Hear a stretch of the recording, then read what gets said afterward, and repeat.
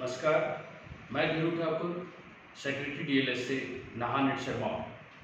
आज हम एक बहुत इम्पॉर्टेंट टॉपिक पे बात करेंगे जिसको कहते हैं गार्बेज डिस्पोजल। गार्बेज डिस्पोजल के लिए मैं आपको सॉलिड वेस्ट मैनेजमेंट के रूल्स या नेशनल ग्रीन ट्राइब्यूनल एक्ट के तहत एनजीटी के रिसेंट ऑर्डर्स या फिर कॉन्स्टिट्यूशन में provided article 51A(g), article 48 capital A etcetera से ज़्यादा आपको सेंसिटाइज करने में अपना 10 मिनट का एफर्ट लगा होगा। जी हाँ, क्या आप जानते हैं कि हर इंडिविजुअल एक दिन में ऑन एवरेज 450 से लेकर 500 ग्राम, जी हाँ, यानी आधा किलो वेस्ट क्रिएट करता है। आप बोलोगे तो बहुत कम है, आप अपनी छोटी सी डस्टबिन में डाल देते हो, लेकिन 137 करोड़ ऑफिशियल अगर हमारा पॉपुलेशन है, केवल मैं भारत की बात कर रहा हूं, तो हैरान परेशान नहीं होना चाहिए कि पॉल्यूशन इंडेक्स में हम 176 रैंक पे आते हैं। हिमाचल जरूर अनलाइक इंडिया बहुत अच्छा काम कर रहा है और इसके लिए आप सबका मैं आभार व्यक्त करता हूं। आप हैरान रह जाएंगे, भारत में जो हिमाचल प्रदेश है, अगर उसमें 497 वार्ड्स हैं तो 490 वार्ड्स में 100% सेग्रीगेशन को अचीव किया गया है। जी हाँ, ये सेग्रीगेशन क्या है? आपने देखा होगा, स्वच्छता भारत अभियान जब से चला है, आप लोगों को 3 तरह के डस्टबिन दिए जाते हैं, ब्लू कलर का, ग्रीन कलर का। फिलहाल हम इस दौर पे चलते हैं। अगर प्लास्टिक का रैपर पिताजी या माताजी ब्लू में डालते हैं और केले का छिलका ग्रीन में डालते हैं, तो एक छोटा बच्चा आपसे कुछ लर्न करेगा। इसीलिए आर्टिकल 51 कैपिटल A के स्मॉल k में 0 से 6 साल तक के बच्चे का टीचर, उसका नालंदा, उसका विक्रमशिला और उसका तक्षशिला उसके माँ बाप को बनाया गया, क्योंकि वो डकलिंग वो वही करेगा जो आप करोगे। सिविक सेंस बहुत इंपॉर्टेंट है, इसका इकोनॉमिक इम्पैक्ट असेसमेंट समझना बहुत जरूरी है। जैसा कि मैंने बताया कि ऑन एवरेज डाटा ये कहते हैं कि आप 500 ग्राम वेस्ट एक दिन में तैयार करते हैं। अगर इसको मल्टीप्लाई किया जाता है 1.37 करोड़ की आबादी के साथ, तो जब भी आप कभी दिल्ली, जीरकपुर, पानीपत, सोनीपत क्रॉस करते हैं, तो आप देखते हैं कि ये पूरा अरावली पर्वत के बराबर, वो और कुछ नहीं, वो भगवान के द्वारा बनाया गया कोई माउंटेन या हिली एरिया नहीं है, कसौल या कसौली या मोरनी हिल्स की तरह, जहां आप स्वच्छ हवा लेके आ सके। वहां केवल गिद्ध और वल्चर आपको मंडराते दिखेंगे। जी हाँ, आपके बच्चे हैरान रह जाते हैं और आप कार से खिड़की बंद कर लेते हो, फिर भी बदबू एसी के थ्रू आपके नाक तक पहुंचती है और आपके बच्चे हैरान होकर आपसे पूछते हैं, पापा क्या ये पहाड़ है? आपके तो नहीं बेटे, जो घरों से आप कचरा फेंकते हो ना, वो है। जी हाँ, 3 तरह के बेसिक कचरे होते हैं। एक सीसा, कोई प्लास्टिक जो रिसाइकल हो सके, लेकिन एक आपके घर का कोई टूट गया है, कंस्ट्रक्शन का काम चल रहा है, उसमें जो सीमेंट है वो तो ना रिसाइकल होता है, ना वो कोई बैक्टीरिया के द्वारा सड़ाया जाता है। यानी कि बायोडिग्रेडेबल, नॉन बायोडिग्रेडेबल के अलावा एक और होता है जिसको आप रीयूज नहीं कर सकते। तो आपको ये 3 अलग अलग तरीके के अपने घर के सोर्स में ही, अपने घर से ही अगर आप लोकतंत्र शुरू करें, तो आपके बेटे को सिविक सेंस मिलेगा। आपको पता होना चाहिए, कॉन्स्टिट्यूशन में 74th कॉन्स्टिट्यूशनल अमेंडमेंट केवल और केवल भारत में जो अर्बन एरिया की प्रॉब्लम है, यानी म्यूनिसिपलिटी कॉर्पोरेशन की, भारत के इस बड़े प्रॉब्लम को डील करने के लिए स्वच्छता भारत जो अभियान है, उसमें भी SBMU करके एक प्रोग्राम है, 74th अमेंडमेंट करके भी एक प्रोग्राम है, म्यूनिसिपलिटी कॉर्पोरेशन वार्ड बनाए गए हैं। उसके बावजूद, इतना सारा पैसा इन्वेस्ट करने के बावजूद 176 रैंक है। सस्टेनेबिलिटी में आपका रैंक 77 है।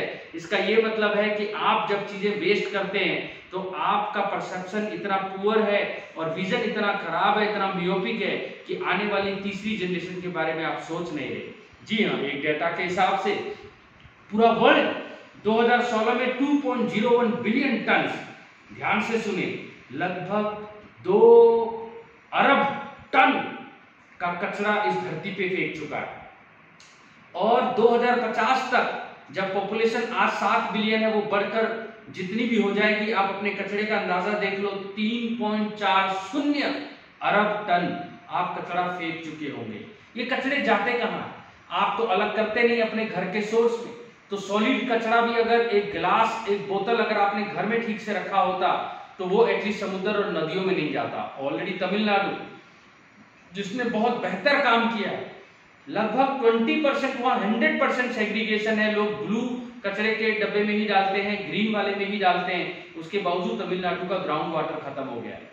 आज कोरोना में हमने देखा कि ओजोन लेयर जो है वो हील हो रही है, इन्वायरमेंट जो है वो हील का टाइम ले रहा है। 60,000 करोड़ गंगा में आपने डेड बॉडीज से लेकर गंदगी फेंकी और उससे लार्जेस्ट इंडो गैंजेटिक प्लेन भी अब फर्टाइल नहीं रहेगा। वर्ल्ड में 2.4% लैंड भारत को मिला और उसमें सबसे बड़ा फर्टाइल लैंड आपकी देश को मिला।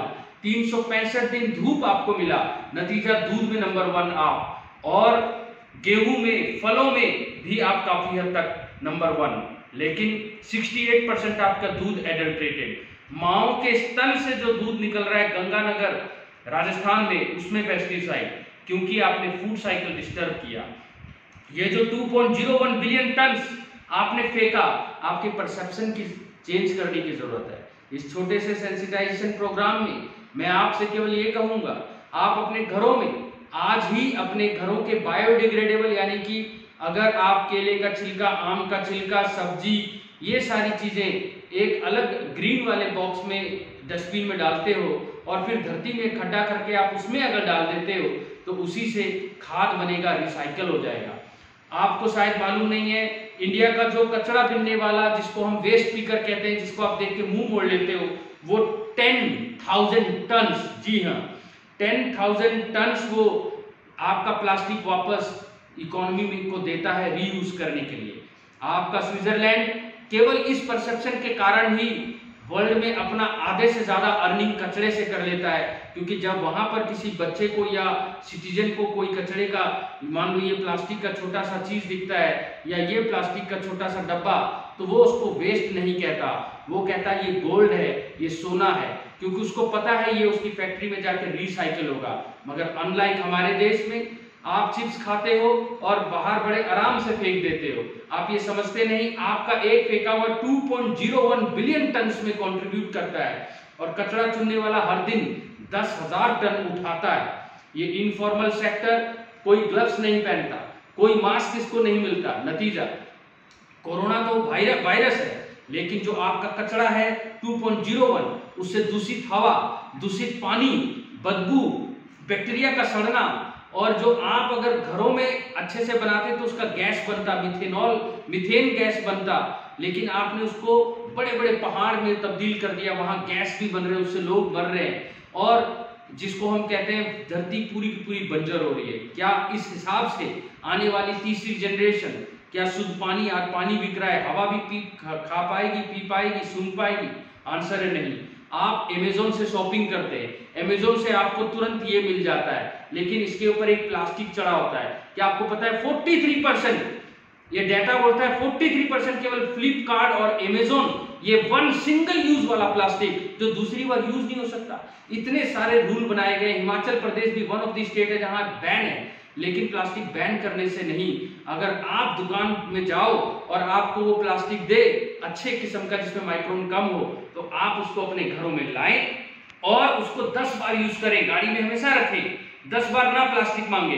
ये छोटी छोटी एक्टिविटीज से आपका देश जो है वो सॉलिड वेस्ट की इस प्रॉब्लम से जो जूझ रहा है, इससे बच पाएगा। आज मैंने आपको केवल सॉलिड वेस्ट से सेंसिटाइज किया। नेक्स्ट मीटिंग में मैं आपको बताऊंगा सिटीजन कैसे फोटो को खींचकर वेबसाइट में अपलोड कर सकता है। गार्बेज को डिस्पोज करने के नॉर्म्स जो एनजीटी है, नेशनल ग्रीन ट्राइब्यूनल, उसने क्या दिए हैं, सीसीटीवी कैमरा कैसे लगाए जाएंगे, म्यूनिसिपैलिटी से लेकर इंदौर, अंबिकापुर, गोवा, उडुपी ने जो सक्सेसफुल मॉडल क्रिएट किया है उसको इंडिया में कैसे हम क्रिएट करेंगे। Solid waste management rules 2016 legacy waste के बारे में क्या कहता है, ये जो गैस, हार्मफुल गैसेस निकल रहे हैं, इसमें हम ओल्ड डंप करके क्या इन्हीं प्लास्टिक से हम क्या रोड बना सकते हैं? क्या नेशनल हाईवे को हमने डायरेक्शन दी है कि प्लास्टिक से रोड बनाओ? क्या हम फ्लाई ऐसे जो हवा में उड़ते हैं उसके ब्रिक बना सकते हैं? ये इतने सुंदर काम है। आपको मैं बता दूं, नेचर हर चीज का जवाब ला रही है। प्लास्टिक को सड़ाने के लिए भी बैक्टीरिया बन चुका है, लेकिन जहां तक आप अपनी नीड बेस्ड जिंदगी जीते हो और उतना ही फेंकते हो, अगर आप 450 ग्राम से 500 ग्राम फेंक रहे हो, आज उसको 50 ग्राम कर दो तो नेचर उसको अपने आप सड़ा देगी। अदरवाइज रूल के हिसाब से तो ना आप उसको जमीन में गाड़ सकते हो, ना आप आग लगा सकते हो, जो आप अपने घरों में करते हो। थोड़ा कचरा इकट्ठा हुआ, आसपास जगह नहीं है, अर्बन प्रॉब्लम आपको पता है बहुत बड़ी प्रॉब्लम हो गई है, पूरे लोग अर्बनाइज्ड हो गए हैं और ये अर्बन इंडिया का सॉलिड वेस्ट मैनेजमेंट बहुत बड़ा एक प्रॉब्लम बन के उभरा है। और ये इतना बड़ा प्रॉब्लम है जिसका आंसर स्वच्छता अभियान के पास भी नहीं है। और एनजीटी बहुत बेहतरीन काम कर रही है, लेकिन वो आपकी कोऑपरेशन के बगैर पॉसिबल नहीं है। हम चाहते हैं हमारे पीएलवीज, हमारे पैनल लॉयर्स, हमारे एसएचओज अर्बन इस कॉन्ग्लोमेरेट को, और ये जो हमारे पहाड़ों में खासकर, हमारे रूरल एरिया में खासकर, शहर की गंदगी से हमारे रूरल एरिया और हमारा हिली एरिया खराब हो रहा है। लोग बाहर से आते हैं और इसको डस्टबिन की तरह यूज करते हैं। ये किसी हर जगह पुलिस नहीं खड़ी रह सकती ना एनजीटी, आपको जिम्मेवारी लेनी पड़ेगी। आप फोटो खींचे, अपलोड करें, जहां भी गार्बेज दिखता है अपलोड करें, म्यूनिसिपैलिटी को दिखाएं, क्योंकि रीजनल लेवल पे हमने नीचे के लेवल से एपेक्स कोर्ट में मॉनिटरिंग कमेटी बिठाई है। ऑनरेबल रिटायर्ड सुप्रीम कोर्ट के जजेस जैसे रिस्पॉन्सिबल हमारे जुडिशियल ऑफिसर्स और एक्ट जस्टिस ही उसमें बैठे हैं, ताकि हम भारत को स्वच्छ बनाएं। क्योंकि जहां पर क्लीनलीनेस होगा वहां लक्ष्मी माँ होगी, वहीं पर आपके देश में इन्वेस्टमेंट होगा, टूरिज्म होगा, वरना ये सारा काउंटर प्रोडक्टिव हो जाता है। जय हिंद, जय हिमाचल।